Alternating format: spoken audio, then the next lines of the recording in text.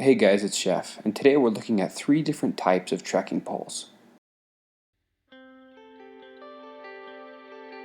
A couple of months ago, I bought the Cascade Mountain Tech carbon fiber trekking poles. I've been really happy with them. But just recently I picked up 2 other pairs of trekking poles.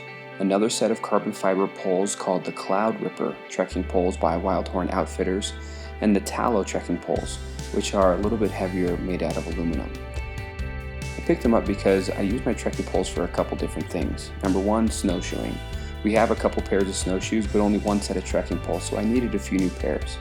Number 2, I'll use my trekking poles when I'm camping in my hammock to be able to open up the walls of my tarp so I can have a look out while still being protected by the rain. And lastly, I'll use my trekking poles when I'm creating an ultralight shelter with my tarp. I'll set them up sometimes in the backyard for kids to play in, but I also used it for 4 or 5 nights this summer when I was camping out in the wild. It was really nice to have a good pair of sturdy trekking poles that I could attach to, anchor to, and sleep under when I needed to. Now these poles are all really similar.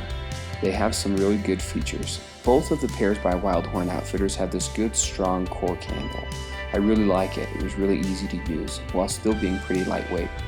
The Cascade Mountain Tech poles are a foam, which is still also pretty comfortable, but they don't contour to your hand quite as well.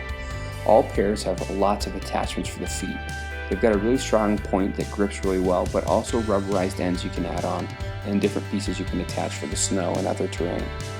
The one thing that sets the Wildhorn Outfitters Cloud Ripper and the Tallow trekking poles apart is they have an anti-shock system built into the handle of the poles. If you twist the pole just slightly, it locks and also unlocks the shock system.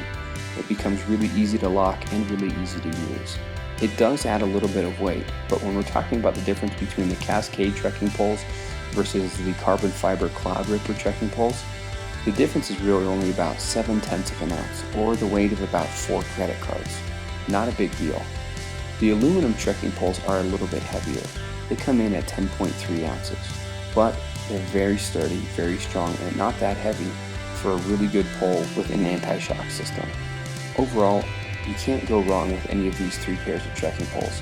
They're really solid, really reliable, but I really do like the anti-shock system built into the handle of the Tallow and Cloud Ripper trekking poles.